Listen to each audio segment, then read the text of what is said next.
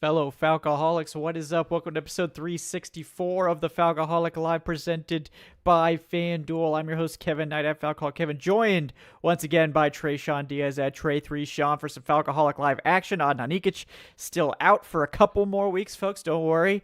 Adnan will return at some point, just like Palpatine in the later Star Wars movies. Although I think Adnan's return will probably be better handled than that. But we'll save that for a June show, perhaps. But we are going to be talking about the Atlanta Falcons today and focusing on the biggest offseason priorities. Obviously, the deadline, not the deadline, the initial time you can start franchise tagging players has begun. So obviously everyone's been asking about Kyle Pitts. So we'll talk about Kyle Pitts tonight, talk about some of our biggest priorities over the offseason, who to re-sign, what type of positional needs are we really honing in on, salary cap shenanigans, what we'd like to see the team do, that sort of stuff tonight. Going to get to all those things. Before we do, of course, want to check in with Tre'Shon. How are we doing tonight? Doing good, Kevin. You know, it's the draft season is fully underway here. You know, we're a couple, really 10 days out or less, actually. I think 8 days from the first day of the combine. So we're gonna finally get some very critical numbers here. They're gonna help form some opinions. But before we get to the draft, we're doing here today, we're going to dive into this free agency. We're going to see what's out there on the market, what the Falcons need to take care of in-house. And there's a lot, a new GM, means new philosophy. We're going to see a different approach. It's kind of going to be a learning year, I think, for, analysts and people that follow the team to really understand, we have this perception of Ian Cunningham, and, we're going to see how that lines up with reality now, because he's got a couple of tough questions that he's going to have to answer, some problems he's going to have to work through just kind of in the early stages of going through the offseason and free agency. Yeah, there's quite a lot that we have to figure out here, a lot for Ian Cunningham to actually figure out. We're just going to talk about figuring it out and give tell you what to do, Ian. Yeah, we're not really pretending like we're making the decisions. That would be fun in some ways and terrifying in others, but we're going to talk about our thought process behind these big questions that Tre'Shon mentioned, and try to get, a little bit more of a sense of where this team could go, where this team's going to focus their resources, how they're going to attack this offseason. It's really, really important questions that they're going to have to answer. And we're going to start seeing the answers to some of these questions in the coming weeks as free agency gets going. But before we dive fully into that free agency stuff, a couple of quick news hits here. Thankfully not as depressing as last week, but a little sad to say goodbye to a couple of coaches here, as Mike Rutenberg thankfully gets a big promotion to become the Browns defensive coordinator, and Jerry Gray is going to be joining which staff was it? 49ers. This is the 49ers. Yep. So going with his guy Raheem, which is not surprising. And the team had never really officially listed Gray back on the coaching staff as returning. So my guess was that they were pretty sure he was going to probably follow Raheem wherever he went. But the Rutenberg thing was up in the air. If he didn't get this Browns job, he was likely going to be staying in Atlanta. So, two coaches, Rutenberg's only been here for a short time, but definitely had an impact on the unit.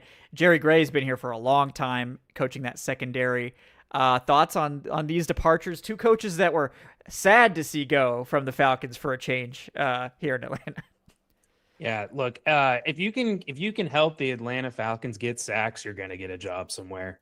Just kind of seems like with Rutenberg, he's somebody that, we highlighted him when he came in. This was someone who was known for their work with linebackers. He was in the passing game coordinator role. And so I think that it makes a lot of sense, that he's kind of looking for, a way to keep going in his career and level up. And with Jerry Gray, the Falcons already had denied the 49ers an interview with their secondaries coach. I can't remember his name right now. Hood, yeah. Justin Hood. And so when they went after Hood originally, this was right before the Raheem signing. We were kind of like, oh, okay, are they tipping their hat there? Is it they want Raheem in the building? And then so Raheem couldn't get their first guy, couldn't get Hood. So then he's going to call on Jerry Gray, see if Jerry wants to come out to the West Coast. And so, yeah, it makes a bunch of sense. This is what happens when you have a good year on one side of the football. You're going to see other teams peak interest. Okay, what worked for them Can we replicate that here? Can these guys grow here and help us? So it's just part of the game. And we wish them well. But they should have stayed because this is the better team. But you know what? It is what it is, guys. Got to go take care of your family. Yeah, no, I won't begrudge certainly Rutenberg for taking that defensive coordinator promotion, even if it is with the Browns, which, as we all know, very dicey situation. But when you get a chance to be a play caller, those opportunities don't come around a lot in the NFL. So I never begrudge a coach for taking that opportunity. So good luck to Mike Rutenberg. Good luck to Jerry Gray. It seemed like the team had kind of maybe position themselves to being like, we're going to go forward with Justin Hood as our main guy. Gray, and I think they were open to Gray returning, certainly, but it seemed like they were making space sort of for Hood to kind of take over there. And they were able to keep Hood around, so I think they're okay there. They seem to be kind of phasing Gray a little bit more into like a secondary coach role, and maybe Hood was going to be taking over like the passing game sort of role, but it seems like Ulbricht's definitely got a pipeline of guys, and we'll obviously see if they make outside hires now at multiple positions now that they have some vacancies. But we do see the Falcons, defensive staff having a lot of interest from other teams for a change. It's not something we're used to seeing. So, Ulbricht's got a deep bench. I'm certain we'll get some other folks in here. And we'll see if we can develop some other coaches in this staff and not just players, because they were doing a pretty damn good job of developing the defensive line in particular last year. Hopefully we can get these coaches on that same development plan. But those are the two major coaching moves, and we will see, of course, what the Falcons end up doing in response to those losses. Before we check in on these free agency topics, because I have a feeling we're going to spend the vast majority of the show on that topic, just kind of is what it is. Checking in, we do have some very early odds from FanDuel on NFC South winner. So the Bucks do currently lead at plus 155, but the Falcons are right behind them at plus 180. So very tight odds for the lead of the NFC South. Those are the 1 and 2 teams. Notably, and I always like to point this out, nobody believes in the Panthers. Nobody believes in the Panthers pulling this off again. They are plus 550. So, it's just hilarious to me that they end up like winning the scrum at the end of the season, and everyone's like, "Yeah, no, we're not betting on that ever happening again." So, interesting stuff. But what do you think, Tre'Shon? You think that's fair that the Falcons are in second place, or would you have them higher or lower in your NFC South rankings? Yeah, I think second's fair. We're talking about a division that just had a 3-way tie. So it's really, I think a pull the names out of the hat type situation, and whoever we pull first, we'll put them first. We'll put this guy second. Well, all right, we'll put them third. I think that, obviously, I think most of the league and odds makers are probably just wondering what's going to happen at the quarterback position, because if the Falcons can just get, we've heard this for years now, if the Falcons can just get consistent average play week to week, then they can definitely win the South, handedly. But if not, that's where you really wonder where this team's going to go and how their season will play out. So second place seems pretty good. Baker Mayfield would just be firing off tweets if they weren't in first place. So I think they just didn't really want to deal with the wrath of Mayfield. That guy just gets so angry when people don't quote unquote respect him. Yeah. I know you have to be a little bit psychotic to play in the NFL. You have to be like a lot psychotic to play quarterback, but I think Baker does take it to a different level. So props to him. But yeah, I'm excited to see how the Falcons perform in this division, but given that we're not really sure what's going on with the quarterback position, I think it's fair at this point to have them second. And it's not like they're a distant second. We're talking about like 25, which is pretty minuscule in odds terms. So it's pretty close to even odds there. And depending on how the Falcons handle this offseason, I could definitely see them taking the lead, and also depending on how the Bucs handle their stuff. But we'll see. We'll see how this plays out. We did have a donation here, a $5 super chat from Alex Foster. Thank you, Alex, saying, forget Bijan. Can we trade J.D. Bertrand for some first-round picks? Who says no to that? Hope you guys are doing well. Yeah, if we could trade it, I will say, if Ian Cunningham can trade J.D. Bertrand for anything, then he is the best GM of all time. So, maybe I would say, wherever Jimmy Lake is, maybe they could, trade him there. But I'm pretty sure Jimmy Lake's not coaching in the NFL. So um, I don't know that they could pull He that was with the off. Rams last year. That's right. So That's right. I don't he's know a if they renewed special that. assistant. Yeah, we'll see. But maybe there. Maybe they can get something done. Condition the seventh, and then he will be the greatest GM of all time if we can pull that off. But yeah, let's start out with the topic du jour with the franchise tag window opening. Everyone's talking about Kyle Pitts, and I think there are still a lot of strong feelings about Kyle Pitts. This has been a very on Tuesday Takes, we've been a pretty pro Kyle Pitts show. On Falcoholic Live with Adnan, I believe we've been a fairly pro Kyle Pitts show as well.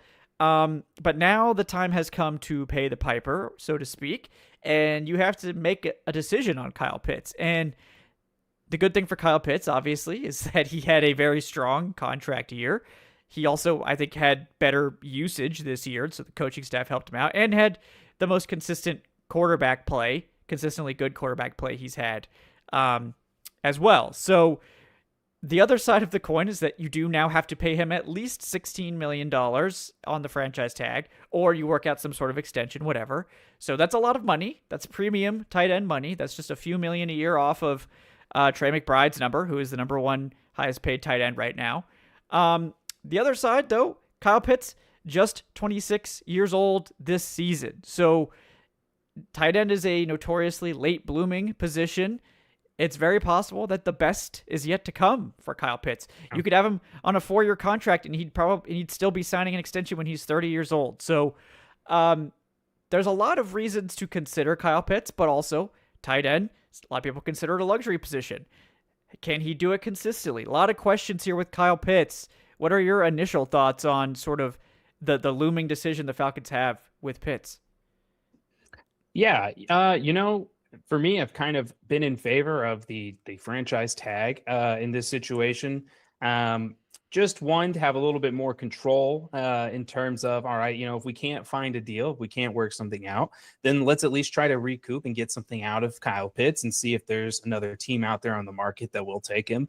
From what we've heard so far, just kind of reading the general NFL rumor mill, there seems to be pretty strong interest in Kyle Pitts' services. So you have an asset that's desirable to other teams across the league. To your point, some people say it's a luxury item. Well, there are teams in positions who will take on and can handle, paying a luxury position or things like that.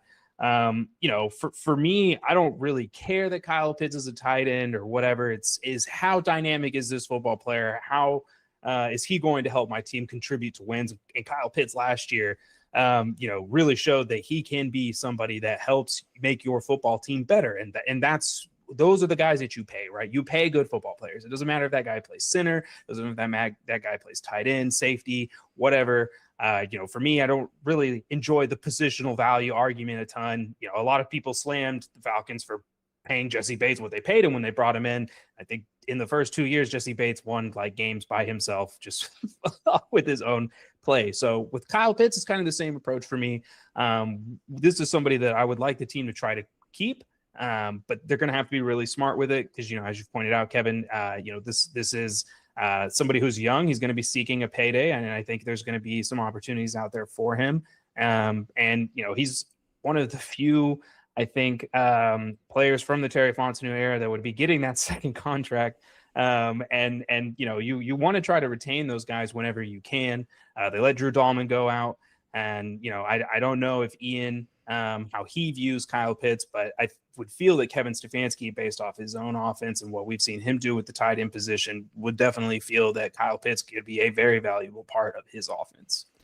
Yeah, and I think that's what really hammered it home for me was the hire of Kevin Stefanski and seeing that he loves the tight end position. He loves the tight end position more than Arthur Smith. He certainly throws to it more consistently. Yeah. Arthur Smith, like Jonnu Smith, the tight end position seemed to be a confusing thing for him. But Stefanski is going to try to play 2 tight end sets most of the time, especially if the Falcons had the personnel for it, which I believe they will. Whether they keep Charlie Werner or they get other tight ends in here, I believe they'll have a 2 tight end set they can roll out if they keep Pitts. So, if you don't keep Pitts, you're probably not getting a comp pick for him, considering you're going to be spending money this offseason, or at least I would think that they will be spending money this offseason. So you're eliminating the comp pick you'd be getting. You're not really getting anything back for him. You're just letting a premium asset walk. So then if you don't have Kyle Pitts, are you keeping Darnell Mooney, who is going to actually cost you more than Kyle Pitts if you keep him? If you get rid of both of them, then you have Drake London and Bijan Robinson and nothing else on your roster. And like maybe you can acquire some guys, but like what I want people to understand is like you need to have some people in your room that can play tomorrow and produce for you. And like, do I think the Falcons are going to draft at least one and likely two receivers in this draft? Yeah, I do. But depending on two rookies to save your passing attack, that's not likely to work out for you this year. Maybe next year. Are you going to sign another expensive receiver? Like, you're probably not getting the caliber of receiver for the Kyle Pitts price tag that you would be getting for Kyle Pitts. Like, even compared to receivers, Kyle Pitts' season last year was very good. So, like, like Alec Pierce is probably going to get more per year than Kyle Pitts is getting. And, definitely. So it's like tight end is a much more affordable position for you. You know that he has chemistry with Penix, who you believe will be your starter. Those two did seem to have a connection. And,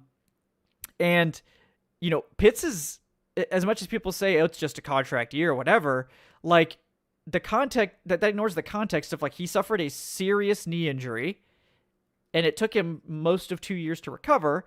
And then he never, after the Matt Ryan season, basically never had a quarterback situation that was even reasonable until the last two seasons. So, I think if you factor all that in, it's not like he was healthy 4 straight years with a good quarterback situation and only produced in 2. I would be much more concerned about that stat line, given what we know, which is like with quarterbacks, he had Matt Ryan and then he had this last year with Cousins and Penix. Both of those seasons where he actually had a stable quarterback situation and was fully healthy, he produced like an elite tight end, elite receiving tight end.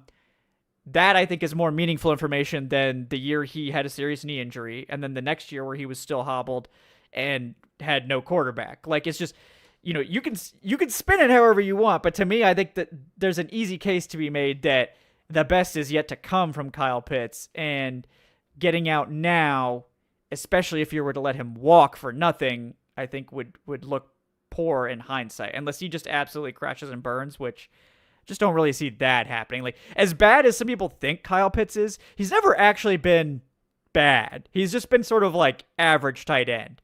So like that, if that's the floor, like you're not really crashing and burning off of this signing either. But it's a lot of money, so I understand the trepidation. Yeah, and the other thing that kind of plays into this too is that the tight end room in general, 3 out of the 4 tight ends that were on the roster last year are all hitting free agency. So you have Tegan Quitoriano, he's a free agent. Felipe Frakes is going to be a free agent. Kyle Pitts is set to be a free agent. This room is going to kind of need to be reworking. I would like to see the team try to attempt to upgrade from Charlie Warner. He kind of seems like he's on the downswing. So letting Kyle Pitts go, as you mentioned, there's not only the receivers that you have to worry about, but now you're going to have to really reinvest into this tight end room. And are you going to get somebody that's close to the caliber of the player of Kyle Pitts that'll be in that room, especially as a receiving threat? I don't really think so. And, the other thing that we saw last year, for people that want to be like, well, why didn't Kyle Pitts go off in 2024? Cousins was here then and everything like that. That offense was not committed to using him as the second receiving threat. And it was very clear in that first year that Pitts was at the back end of every single progression. Zach Robinson was just not really committed to getting him involved. And he would just get a couple of vertical shots, every other week. Last year, when Drake London went down and when Darnell Mooney was declining and we saw what happened with his play, they had no other option but to focus on Kyle Pitts, and he thrived. And when London came back, we saw that Kyle Pitts was still able to get his because it didn't become the Darnell Mooney and Drake London show. It was, no, Kyle Pitts is more of a threat with the ball in his hands than Darnell Mooney is. That's what we're going to commit to. We'll take some key shots with Mooney in those situations now instead of trying to run our offense through him as the primary, second receiver. And so, like you laid out, Kevin, we've seen the formula now, how it can be done successfully. This offense can put up points that way. This offense can hang with any team. when those two, when London and Pitts are going. And so, I think it makes a ton of sense to bring him back. It is obviously the cost factor, which is kind of why I like, the free agent, the tag situation here. And you mentioned it earlier. A lot of people are like, well, $16 million, you'll cover almost the entire cost of that tag just by cutting Darnell Mooney. So it's not, as bad, of a deal to just say, we can't come to an agreement here. So we'll do this for one more year. The risk is obviously at that point that you're going to end up paying more for Kyle Pitts. And so, that's something that you'll have to, live with if it comes to that. But, if not, it's at least somewhere where you can meet in the middle. And then if you have him tagged and things aren't going well in the middle of the season, you can just trade him at a midseason deadline or something like that. If it doesn't going how you want, or the season's going a bit off the rails, and you can still recoup something from him that way. Yeah. Yeah. And, I think the thing with Pitts is not beyond just the quarterback thing. Cause I see people saying well, London didn't have issues. London did have issues, but they also designed the offense completely around Drake London. London was just getting funneled targets, and London could have been much better, as we saw last year, for example, when there's an actual functional offense built around him and a quarterback. That it's not just a coincidence that London also had his best seasons, the last 2 years as well, when he's had functional quarterback play. It's easier to funnel the ball to a wide receiver for most offensive coordinators. That's part of it. But you were mentioning, Tre'Shon, even this year, Pitts was more involved because Penix trusted him. Last year it just wasn't a thing. And then they had to make Pitts a focal point. And that, funny enough, when they were forced into it, Pitts absolutely responded and showed oh, you can run a passing attack through this player, against certain opponents that can't cover him or don't have the personnel to match up with him. He can be a 150-yard multiple touchdown player. And that is something that a lot of guys cannot do. No matter what you think of David Sills, there's no scenario where David Sills is 150-2 player, unless the other team's secondary all gets the flu before the game or something. And David Sills is a perfectly fine depth receiver, NFL caliber player. Not trying to slander David Sills unnecessarily, but maybe you disagree with that, Tre'Shon. I'll let you slander him in a minute. But I think Sills is fine, but he's a fine wide receiver 4 or 5, not a wide receiver 2. So I just don't see where you're getting the production in the passing game if you get rid of Pitts. You're going to have to go spend just as much money to bring in a new face. This is also isn't an offense with Stefanski that's likely to feature 3 receivers outside of obvious passing situations. So are you going to go get a better receiving tight end? I know a lot of people want Njoku. I think it's more likely they tag Pitts and then also get Njoku than I think it is that they let Pitts walk and then sign another receiver. And there'd be holes in this tight end room regardless if Pitts is here or gone.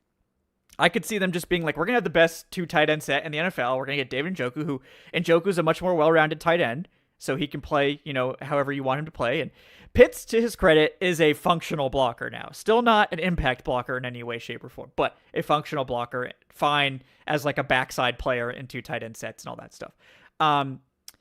But I think we're gonna see multiple tight end sets, and I know people are oh, we'll just draft a tight end. We already don't have draft picks. We could draft a blocking tight end on day 3. There's picks for that, but we've got a second, a third, and a fourth to fill 5 needs, and I just don't think creating a new one by getting rid of Pitts in a passing attack that's probably going to be much more tight end focused than any that we've seen in Atlanta recently is just something that is going to work out well, leaning on a rookie tight end to get that done. So yeah, I think that the only scenario in which where it's just draft a tight end is if you were able to trade Pitts on the tag and got a couple of picks, something like that. You do a lot of work in the draft, but again, tight ends transitioning to the NFL as rookies, it usually does not go well their first year.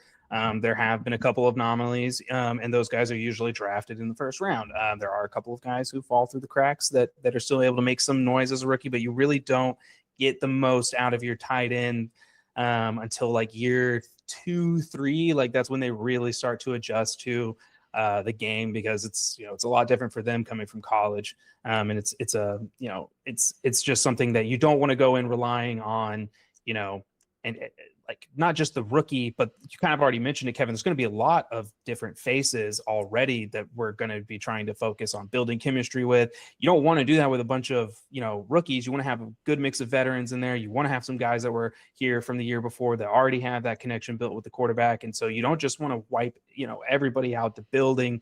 It's it's going to take a lot of work to really kind of claw back some of the chemistry that's already been built up. Yeah. So, like, I agree. Like, the other thing is, like, they're going to tag him, and just because they tag him doesn't mean that he's necessarily staying. I think that they could also move him for a pick. I think they need picks. Ian Cunningham probably won't, is willing to deal if the price is right, but the price would have to be right. And based on what we've heard so far, there is a market for Pitts. There are many teams interested. So, I think no one's really going to balk at that tag price. A lot of people are like, oh, well, no one's trading for the tag. The tight end tag is not debilitating. Like, it's probably less than his APY would be, like, outside of the tag. Like, his APY would probably be like 18, and the tag is only 16. So, like, you're technically getting him at an APY discount if he plays on the tag. I think that tag is not prohibitive for a trade. It's just not that much to stomach, and you can extend him as a part of, the trade negotiations as well, for teams. So I don't think that's really going to cause any problems if people are worried about that.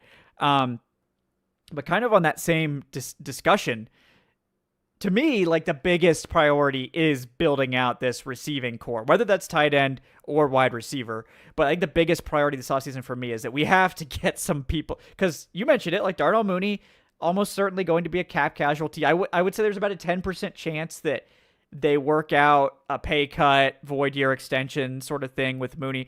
Ian Cunningham does have history with him. And I think that, whether that's good history, you could definitely question that, but he knows Mooney. I think there is a good chance that Mooney does bounce back, like, now that he's healthy.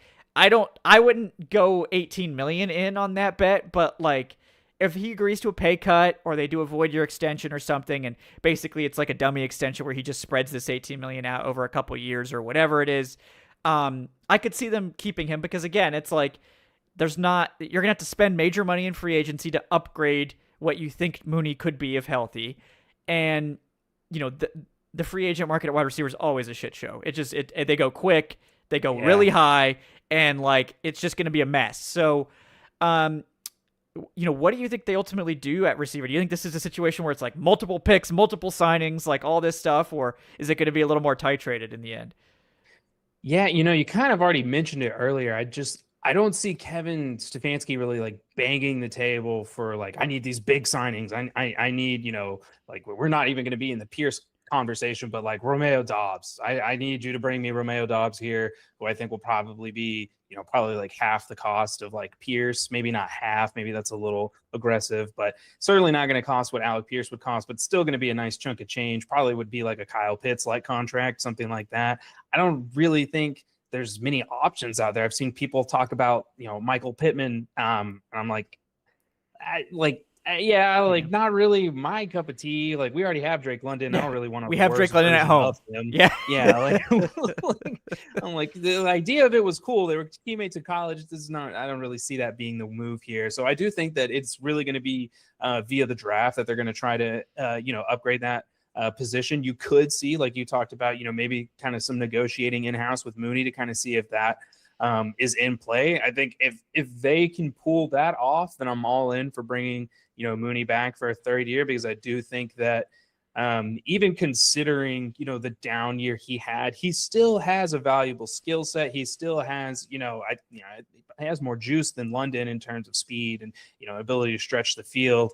London obviously has, other traits that, make him a better receiver overall, but Mooney still has a couple of things in his game that can help this team next year. And if he's in that wide receiver 3 role, or if he's in that third receiving option role and you're featuring Pitts over him, then it makes sense bringing him back and not trying to, I guess, overextend yourself on the wide receiver room, because I do think that you could see them, draft maybe, it sounds crazy with the limited number of picks, but potentially draft 2 guys. I think you're definitely going to see them bring in, multiple UDFAs and try to see, if they can get any diamonds in the rough. But yeah, the wide receiver room is really tricky. I've really been looking at that tight end room just because I've been trying to gauge, okay, we've got, 3 guys, like I mentioned earlier, with Franks and Teagan, hitting the free agency. It kind of feels like a good time to see, all right, let's see if we can inject something else into this room. Maybe they do look at Njoku and you're like, okay, that's another decent receiving option who could give me the same production as a wide receiver 3 or wide receiver 4. And there's a lot of different ways that they can kind of look at how they want to build out their passing attack. So, I think that the wide receiver room is, one of the more interesting situations on the team that will teach us a lot about Ian Cunningham too, and kind of like his philosophy, what he values. Yeah. I think at tight end, if they do end up signing Njoku, I would be very suspicious that they're planning to trade Pitts. That might signal that more than anything. But, this is an offense that's probably going to be mostly 2 tight ends. So that, maybe they really do value it like that. And then they sort of figure it out from there. But that's a lot of money tied up in that position. There's no doubt about that. There's a lot of money tied up on offense in general right now. Yeah. So, and part of it is that's the benefit. They hit, I think, on many defensive line players, young defensive linemen. I think their trio of Zach Harrison, Brandon Dorlus, and hopefully Rook this year, I mean, could be really good. And Lakea London quietly, also, man, had 5 sacks. That is very good interior defensive line production. 5 sacks, I think 7 tackles for loss. So I would just give him the RFA tender too, and just be like, all right, come on back, Lakea. Maybe we're cooking here, So it's when you have a bunch of those young players all performing, it's we have some extra money to throw around elsewhere.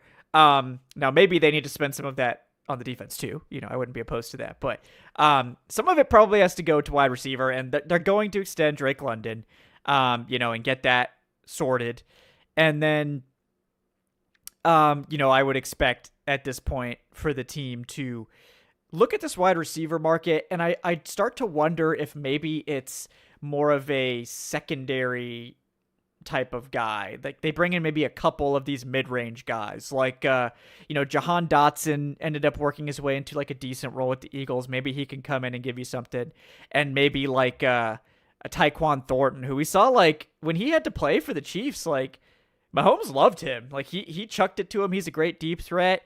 Again, somewhat of a limited, one-trick pony kind of guy. But if you're looking for someone to stretch the field and run those clear outs now that Kyle Pitts isn't going to be relegated to doing that every play, he's not going to be crazy expensive.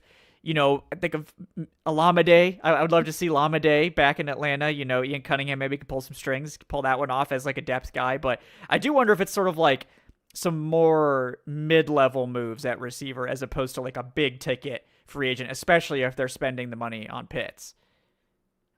Yeah. Would you take a flyer on Mike Evans? Says he's got 1 more year left in him. Man, I mean, sure. Yeah, if he wants to come to Atlanta just to rub it in the Bucs' face, just for that, honestly, I would for sure. That would be nasty. He's talking about coming back.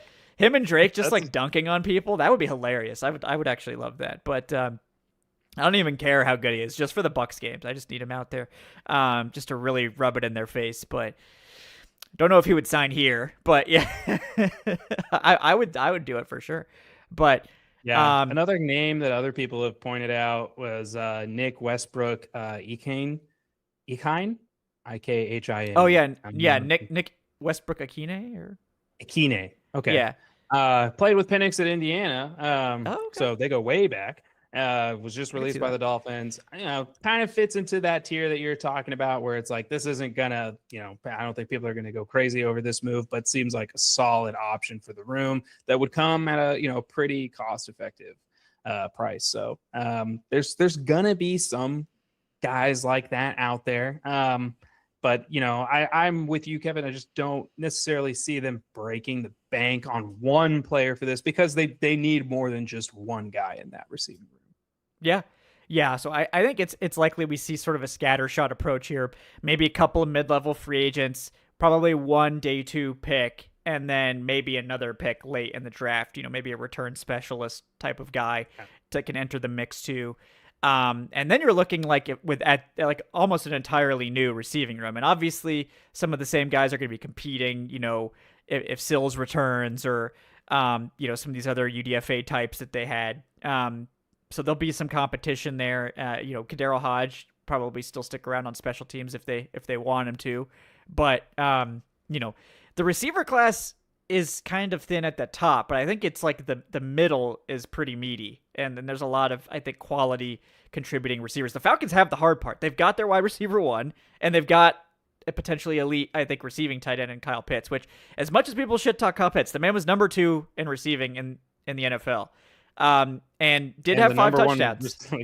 Most receiving yards and receptions on the team too. Yeah. So it's kind of like that was your best receiver last year. So like, I think everyone is so obsessed with comparing him to receivers because that's what was talked about coming out, that they don't recognize that like he was treated like a tight end in Atlanta. He wasn't treated like a receiver. As much as we wanted him to be a receiver and play more like that, they didn't treat him that way. They didn't throw him the ball that way. So, I do think you've got, I think, 2 high end, and then you have Bijan, who is just like, the presence of Bijan just makes it so you probably can get away with some like mid-level tertiary receivers. Like, you probably don't need Alec Pierce across from Drake London and Kyle Pitts if you have Bijan on the field. Like, that would be nice, but is that the best use of your resources? Maybe not.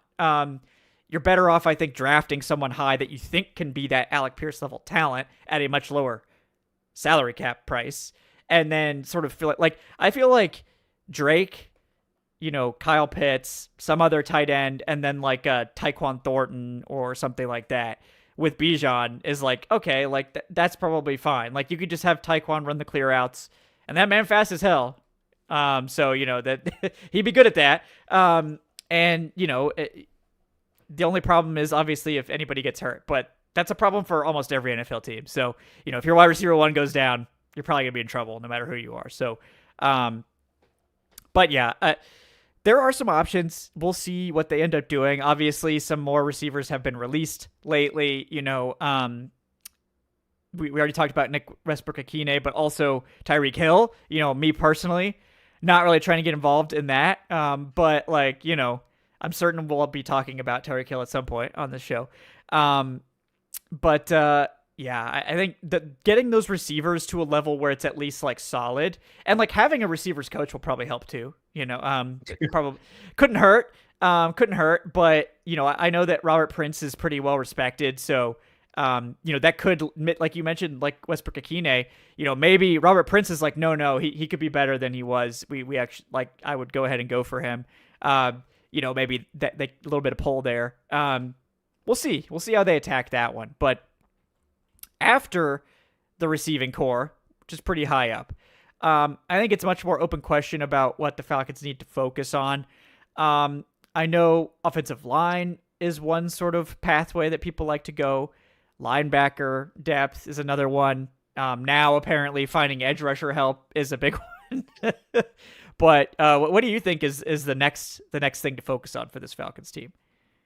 Yeah, for me, honestly, the linebacker position is kind of at the top of the priority list for me right now. So, Caden Ellis, Ronnie Harrison, Troy Anderson, who else? Josh Woods, all those guys inside linebacker room are hitting the market. And so, it is going to be really difficult to not just maintain the level of play they had last year, but to even try to improve upon it. Caden Ellis has been, getting a lot of love, and there seems to be like there's going to be a strong market for him out there. That's going to be something that, again, like Ian Cunningham is really going to have to figure out, what does he value? Because, people will make the positional value argument. Linebackers don't matter. You cannot look at Caden Ellis and view him the same way as a linebacker in somebody else's system. Caden Ellis had the second most pressures among all linebackers last year. He is used all across, the field. He aligns in so many different ways. And so he has a very special talent that he brings to this team. Replacing him is going to be difficult because you can't just, re-sign Harrison and call it a day at that point, because it's going to be, okay, well, who's doing these blitz packages? Who's playing on the edge? Who knows how to do, all these different things from, a 1-3 tech, 5 wide 9 alignment, which is what makes Caden Ellis so valuable. And, without, really any, without really, knowing what his future looks like, either JD Bertrand is, on this team is a player that the coaching staff wants to rely on again. I think we kind of figured out that he's not a great fit for this system. He does not have the athletic range to roam the middle of the field the way Divine Diablo does, or even the way Ronnie Harrison did. Ronnie Harrison's safety background and Divine Diablo's safety background, clearly valuable in this system. It's going to be difficult, I think, to, like I said, just even maintain the level of play they had in that room last year. And then if you lose Caden Ellis, it makes that formula even more difficult, because now you're talking about, okay, well, can we add him in the draft? And then, okay, we're going to try to find another veteran, maybe try to find somebody on Ronnie Harrison's level that can come in and push Bertrand. Do you bring Troy Anderson back and just, see if there's anything there? Well, can he sign a vet minimum deal, or do you just cut your losses there altogether? I don't know what Ulbrich ever felt about him as a player, but we know the athletic profile lines up with what he likes. This defense tanked when Divine Diablo went down. And that's just because that linebacker position has a lot more impact in this system than it did, I would say, in the Jimmy Lake years when Raheem was first here. A lot of that has to do with kind of how the front is set up, the reacting versus attacking. The attacking front puts more stress on the linebackers, and we saw that you just have to have a certain skill set to make that work. Deion Jones was somebody who's a good example of kind of being able to have the range. You don't necessarily need a massive guy, but you do need somebody who has the ability to run. Yeah. One interesting note on Troy Anderson, because I had noticed that he wasn't showing up in any free agency listings. His contract actually tolled, so he is still under contract with the Falcons because he never left PUP all year. He didn't actually accrue a year of experience. His contract actually just tolled, which is a rare situation, but because he never actually played, his contract tolled. Basically it repeats the next year because he didn't play. So that may be why they kept him on PUP all year, if he wasn't likely to make a big impact. Yeah, why play? Yeah. So that way his contract would toll for them. So he's under contract at $1.5 million for this year. There's no more dead money or anything else on the contract. So they could move on if they don't want to keep him, but they haven't moved on yet. So maybe Troy Anderson is an option. I mean, I agree with you. It's I have no idea. I would assume I would treat him as a wild card and just be happy if he shows up to training camp. But maybe that's one depth guy that we could be okay, well, maybe we'll have him. It seems like whatever he had was demon. Yeah, I mean, I would be happy at $1.5 million for his special teams. I'd be happy to pay that, but just like to see him. But yeah, I kind of can't see them letting Ellis walk. I feel like they'll work something out there. He does seem to be really important to them. Sort of don't mess, with a good thing there. But this is a good linebacker free agency class and deep linebacker draft. So again, I could see them maybe doing some smaller moves here. They do bring back Ellis, which is obviously a big move, but I do wonder, do you just get Quincy Williams in here as he obviously didn't have a good year last year, dealing with some injuries. Just that whole Jets team seemed to be stuck in the mud. But could Ulbrich convince him, hey, can you come here, play on a relatively cheap 1-year deal, just rehab your image, and then, maybe we'll be able to sign you next year to an extension if it works out, or you can just take this year in what should be a good defense and, go on somewhere else and get a new contract. He's age 30, so he doesn't have a lot of time to mess around. Could be, an option where he knows the defense. He knows he's going to be able to fit right in. Williams looked awesome, obviously, under Ulbrich. So I wonder if you could just throw a decent, $2-3 million at Quincy Williams. I would feel so much better with him as the third linebacker, even coming off a down year, than anything else the Falcons had in this room last year. And you could go up from there to like crazy high price linebackers if you want to wade into the Devin Bush situation, or, Devin Lloyd. As fun as Devin Lloyd would be so fun in here if they don't get Ellis and like instead like throw the bag at Devin Lloyd for like basically the 26-year-old version or the 28-year-old version of Ellis. I could get on board with that if they pulled that off. But pretty much everyone in the NFL is, I think, going to be trying to pull that one off. So that one might be kind of dicey. But there's a lot of good linebackers out there in both the draft and free agency. So I wonder if they kind of cobble it together in a similar way to the wide receiver room. Yeah, I think it is going to kind of be a similar approach because they are going to have to fill a lot of holes. You're obviously not going to be able to upgrade at every single spot. Like, because, we're already talking about bringing Ronnie Harrison back. I think that's somebody who, if they could keep him in the room and that's your like linebacker 4 and you got him for special teams and stuff, that'd be great. And then if you could improve the linebacker 3, that would also be awesome. If Hayden Ellis were to leave, it could cause a big, difference in how Jalen Walker is deployed. We might see Walker taking on more of those linebacker responsibilities that Ellis was doing. But as we kind of mentioned earlier, that even leaves an even bigger hole at edge. I would prefer to keep Walker where he's at. I think he's developing great. If it weren't for the groin injuries and the nagging leg injuries, I feel like this season he would have had a really good argument for Defensive Player of the Year himself if everything kept going. So the linebacker room is going to be very interesting. But as you mentioned, there are quite a few options out there, and there's even some veterans like I don't know what Alex Singleton would cost, but that's somebody where I'm like, he plays in a defense like the Broncos defense is all about speed, it's all about moving and everything like that, secure tackling. So he's somebody where I'm like, that could be a nice veteran that maybe isn't going to be too expensive. I'm not sure. He's one of those weird players where like he's 32, but he came into the league at 26. So I'm like, what's the mileage really like? How is it going to go there? But I think they can get pretty creative. But it's definitely just going to have to, really kind of figuring out, what does Jeff want at the end of the day? I do think that he's going to have, a decent amount of say in what he has in terms of what the team wants to do. Yeah. No, I wrote up the SB Nation's linebacker free agency ranking. So my take is that I'd rather have Justin Strnad for maybe a lower price tag. Strnad's and he's a couple years younger, only played like a halftime role for the Broncos, but his production was outstanding in that role. So I've been a fan of Strnad, not just because he has a great name. I mean, it's an amazing name, but I feel like he's like a Transylvanian vampire hunter or something. But just can't carry that sort of vibe into the defense. I'm all in on that. And he was very good. So this is a good market. Like, I think linebacker is typically cheaper, especially once like the top teams like get the top guys. Like, a lot of these guys will end up signing for pretty affordable deals at the end of the day. Linebacker is one of those spots. So I would not be surprised at all if they spend a little there. Yeah. With a 32-year-old out there, Kevin, that I think most people are surprised that this man is only 32 years old. But Deion Jones was just with the Buccaneers. There you go. About 11% of snaps. But you know what? Maybe Jeff makes a call and Deion comes home, finishes that career as a Falcon. I'm sure Atlanta fans would love to see that.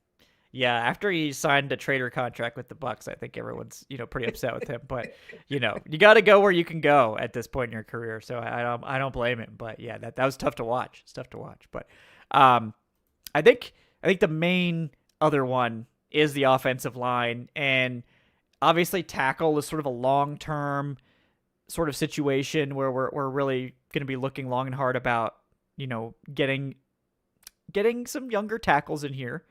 But I think, center is a big topic of discussion. I know everyone wants Tyler Linderbaum. Would not worry about that one. Wouldn't spend too much time thinking about that one because I don't even think he's leaving Baltimore. I don't think he's leaving. But yeah, interesting that everyone's like, well, I'm like, those players usually never even hit the market. Yeah, I don't think that one's going to happen. But who I do think is much more interesting is Ethan Pochik from the Browns, who I know is coming off a big injury, but bringing in Pochik at a, decent price, maybe also drafting a center, in this class and letting those three guys sort of battle it out. I'd feel much better about that than just Ryan Newsel and Jovan Gwynn, which is what it was last year. And thank God that didn't go south, because all it was going to take was Ryan Newsel getting a boo-boo, and then we would have to see Jovan Gwynn playing center. But so they were okay. They survived that last year. I would not like to survive that ever again. I would like to plan a little bit better going forward. But what do you think about the offensive line? How big is a priority? How big a priority is that for you? Yeah, it's a big priority. Last year we kind of saw the importance of, really having as much depth as you possibly can. The Falcons were pushed to their limit, losing both McGarry and losing Storm Norton. So, I think Elijah Wilkinson, he's a free agent. I think he's definitely, earned, a job here again next year. Not saying a starting job. Wilkinson obviously had faults, but, just a reminder, he was definitely brought here to play guard. Definitely a guard. Pretty solid guard, too. But yeah, pretty solid. He's done well for us in the past when he's played guard. And so just knowing that he has that versatility, too, right? Like the more you can do, the more valuable you are. So you want to see if you can find another Wilkinson.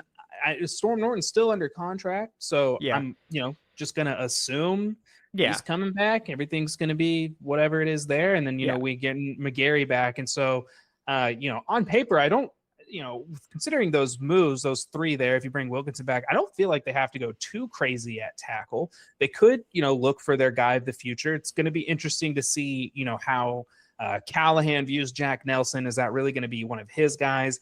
I think he's going to be a little too light for Callahan's liking, especially for the tackle position. I just don't think he fits the mold of what Bill Callahan traditionally wants out of his tackles, but we're going to see. He's going to get a shot.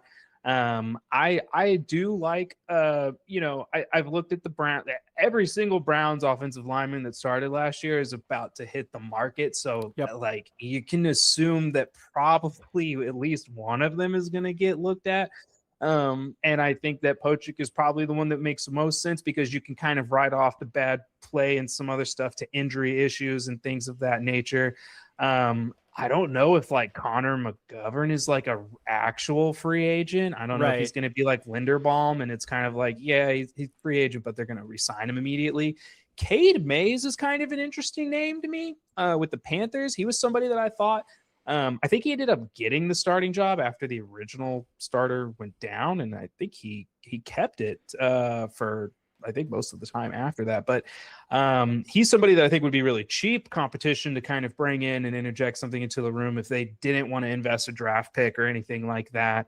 I'm pretty heavily on team draft a center. We both really wanted them to draft one last year after they let Dahlman walk, and they gave us Jonathan Gray in the undrafted free agent, which, okay, sure, not ideal in terms of long-term building out the center room. So, I'd like to see them take a legitimate stab at signing or drafting a player.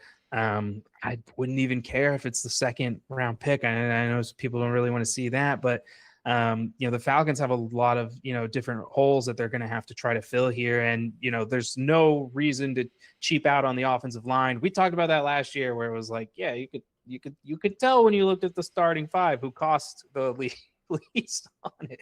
And you get what you pay for in this league. And so I don't think you should try to take shortcuts on the O-line. Ian Cunningham seems to be a believer in building up the trenches. He thought, obviously he didn't get to make the final decision, but he thought signing Drew Dahlman was a good deal. And that was a good decision for the Bears. And so he's somebody where I'm like, okay, I think he's going to be willing to pay and invest in the trenches. And so I think that O-line is going to be one of those areas that they really look at. Just because too, we're still trying to figure out how much of a shift are we going to see run scheme wise. Are they really going to go completely away from the wide zone year one? Is it going to be more of a 50-50 split? But there's going to be different traits that we're looking for in this next generation of linemen, the Kevin Stefanski, Bill Callahan era. Yeah. I'm really curious to see like where they end up going. There's a lot of like connections to a lot of guys out there. You mentioned all the Browns guys. Every single starter on the Browns offensive line is a free agent.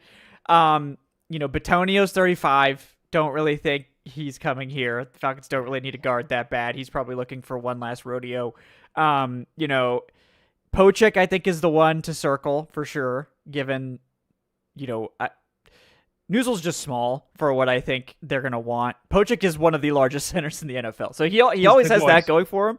And, again, I don't think he's going to be expensive coming off the injury. So I don't think so either. That could be a good 1 or 2 year stopgap while they coach up maybe a day 3 center. We'll see. I like Wyatt Teller. I've always liked Wyatt Teller. He's struggled with injuries lately, but if he just wanted to come here, I'd have a hard time telling him no, but he seems like someone that's likely to get a sizable contract given the league's problems on the offensive line. But yeah, I mean, Tevin Jenkins is another one, didn't really end up playing a huge amount for the Browns after they got him in there. But again, Tevin Jenkins is exactly the type of guy that Bill Callahan would like to get his hands on. Big, toolsy offensive lineman is kind of his thing. Which leads me to maybe there's some of these guys that have kind of gotten thrown out that are, not really developing the way people want. This is a man that I have hated on endlessly, but Trevor Penning just screams like Bill Callahan reclamation project to me. He's on the scrap heap. Yeah, bring him in. I can make him into a passable starter. Let's go.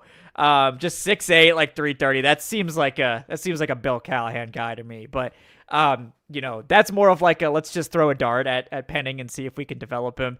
I suspect they might do that in the draft too with I think in my last mock I had them going for Isaiah World in the 4th round or something. It's let's just throw a dart at this giant man and just hope that, we can do something with him because he's made miracles happen with a lot of these sort of just toolsy guys. Yeah. That's kind of his specialty. So curious to see just how hard they lean into his all right, Callahan, coach him up, we got you the dudes. We got you the Mr. Universe competitors, so you got to turn them into offensive tackles now. But yeah, it's going to be really interesting to see how they prioritize it. But I agree with your read on it. I do think they're likely to invest a lot in this offensive line and make this and Bijan kind of the face, at least short term, because no offense to Michael Penix, because I do like Penix. I want to see how he develops. I don't think they're depending on a good quarterback being here for the next year or two. I think they're building this sort of around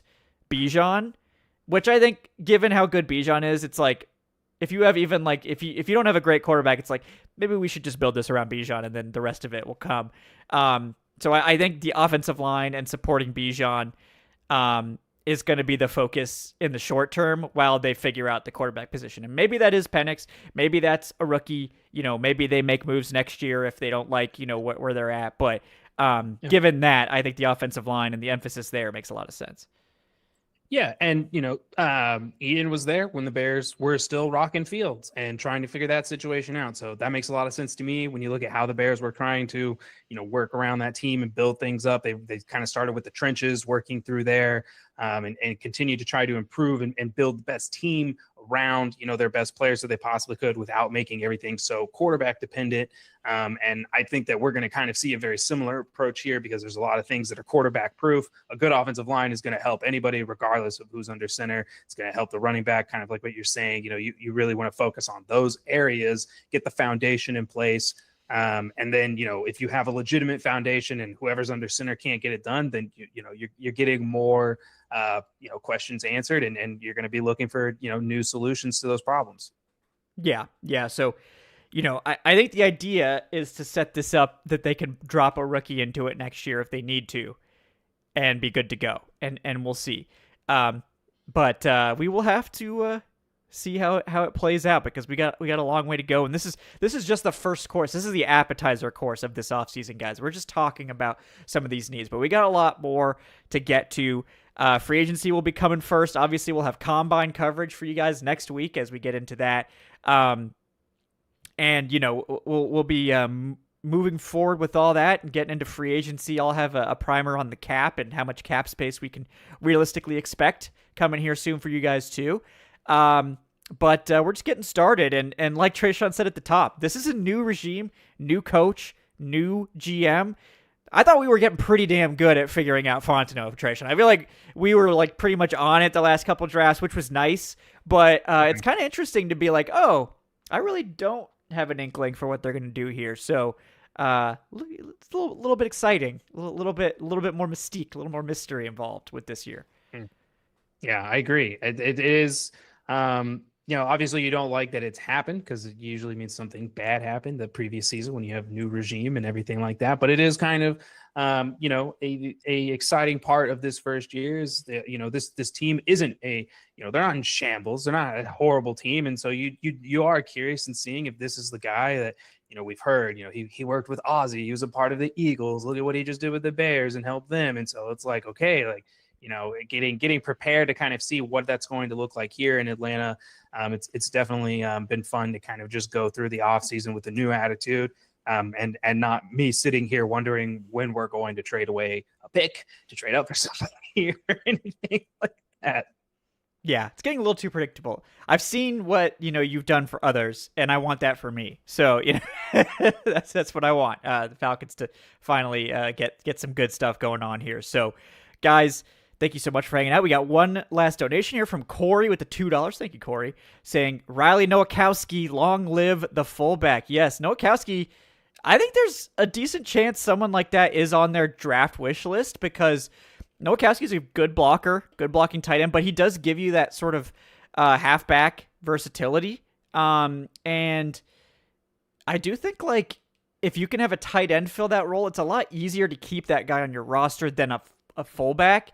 And, Stefanski's obviously been open to using fullbacks in the past, but I think having that guy as a tight end when you're probably going to carry like 3 or 4 tight ends is a lot easier to make that work. And then you get to do all the fun sort of fullback-y type stuff with that guy who's also going to contribute as a blocker. And, I think Nowakowski's a solid like tight end just too, but I'd like to see him spear somebody on special teams. Yeah. I think he's got a couple of those plays in his future. Maybe a Nowakowski, fullback dive situation, or we could run the Frank's tank with the Nowakowski howitzer or something. I don't know. Give me some time and we'll workshop that one. But if we get Nowakowski, we'll come up with a good moniker for it. But I do think Corey, like that type of player is something that they could be interested in because I think the fullback is like still around, but I think a lot of teams have started to more move to like a tight end playing that role because it's not something that you're using at a huge rate unless you're Kyle Shanahan. But you look at like former Falcon Tucker Fisk playing basically that role for the Chargers, and their run game. So a lot of these teams still do use that type of player, and Falcons could benefit from that too. So we'll see if they prioritize it, or maybe they look for if Nowakowski ends up falling out of the draft, maybe they pick him up. But fascinating stuff there, and I'm curious to see what this offense looks like. They brought in a lot of former play callers, and then given it to Tommy Reese, who hasn't called that many plays. He has called plays like for at least half a season, so it's not like he's totally green. But not really sure like how this will look. I think we're basing it off of what the Stefanski offenses in Cleveland have looked like, and that's a good guess. But it could be different. We don't really know what now that they're unshackled from Cleveland and everything that was going on there. It may be different. Who knows? But Tre'Shon, anything else you want to touch on before we wrap up tonight? Kevin, I can't believe you tried to get out of here without talking about Bradley Pinion and Zane Gonzalez. We have both the starting punter from last year and the kicker, who the last man standing from the kicking competition. Falcons are going to go into this offseason with 2 of the main key specialist positions unsigned. And so, I've seen, and I'm not really sure what's going on, but I've seen somewhat of a turn on Bradley Pinion. People wanting to get Pinion out of here. I don't really understand where this is coming from. Bradley Pinion has been great. He's been solid for the money. He's somebody that I don't really think that you're trying to just force out of the building, especially when who else do they even have at this point? So Pinion's definitely got to be somebody that they bring back here. If you want to then mess around with trying to push him out, then bring in some competition, do it that way. But we're not just letting him walk and then handing over the job to, who knows what. And I would say similar approach with Zane Gonzalez. It's really interesting because Zane was technically cut by the Browns at one point. And so we'll see, obviously I don't think they're going to begrudge him and just cut him because they did it once before. But I think this is a position that, again, you mentioned it on offense. We've got 2 guys who, or we've got multiple play callers. We got 2 special teams coordinators that were just completely running the show on their own together. I think they're really going to be looking at that kicking position. I think they themselves are both really going to be trying to figure out how can they up their own coaching in their own game, because they were both fired mid-season, and really need to prove that, like, okay, no, we're definitely the right guys for this job to take over this already flailing special teams unit. And so, bring Zane back, maybe get some more competition in here. But it feels a little trepidatious going into this free agency with both of those specialist positions being pending free agents. Yeah. I can't believe I missed the most important topic of all here. But Pinion's your boy too, Kevin. I know. I never have understood the Pinion hate. Like, I feel like people just don't appreciate punting. Like, it's not always flashy. You can't always like coffin corner it. Okay, we saw some elite punting from the Seahawks punter. That is the goal. Okay, for the record, that right there. That's what it looks like. But that was godlike. Yeah, that was godlike punting. Okay, so Bradley Pinion is the next best thing, and he's been so consistently good. I just don't think you create a problem there. Just pay a market rate and be done with it. And I gotta point out. Yeah. Sorry, go ahead. No, go ahead. Yeah. Yeah, I was gonna point out, Pinion had the most punts inside the 20 last year. He was in first place with that metric. So again, it doesn't look as cool as how the Australian guy does it, but he gets that ball inside the 20 more than anybody. And I believe Pinion donates $10,000 every time he does that. He's got his own charity. And so, look, how can you not love the guy? He's making an effort out there for his teammates and for a really good cause. We got to bring Bradley Pinion back. Yeah. And I'm fine with Zane too. Just give him a 1-year deal. So you have a backdrop there. I suspect they'll bring in competition. I know they brought in Trenton Gill too to compete with Pinion. They've brought in guys pretty much every offseason to kind of, give these guys a little bit of a push. But, I'd bring in some other kickers and see what happens. But ultimately, I think if they go into 2026 with Gonzalez and Pinion, it should be fine, especially with Pinion. Gonzalez, I think we're a little bit more can he replicate this? This was very strong finish from him. Really nice, best of his career sort of stretch for Zane Gonzalez. And sometimes it's just like that for kickers. They just sort of get it in their early 30s, and then it's okay, we're good now. Prater's a great example of that, where it's really rough start and then really hit his stride kind of in the middle of his career and became, an elite kicker after that. So curious to see what they do there. But I do think both of those guys make a ton of sense to bring back. So I'm glad we didn't miss the special teams. You saved our bacon there. Yeah, the best for last, of course. The true connoisseurs will know to check at the end of the show for the special teams talk. But guys, thank you for joining us here on the Falcoholic Live, presented by FanDuel. I'm Kevin Knight at Falcoholic Kevin. He's Tre'Shon Diaz at Trey3Sean. He's also Tre'Shon.io on Blue Sky and All Trey Phases on YouTube.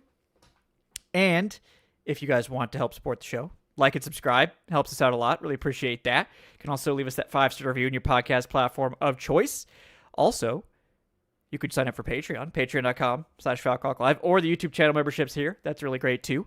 Like I said, I will have a cat primer for you possibly Friday or early next week. Just getting all the numbers together for that, kind of looking at what's sort of the realistic cap numbers we could be looking at with sort of simple cuts and basic stuff. If the Falcons want to create a lot of space, how much can they get? And then we'll be full steam ahead into more offseason coverage, prepping you guys for free agency, talking about the NFL Combine real soon. So keep tabs on that. But again, thank you guys so much for joining us tonight. We will see you guys real soon on the Falcoholic Live and Dirty Birds and Brews podcast. Have a great day.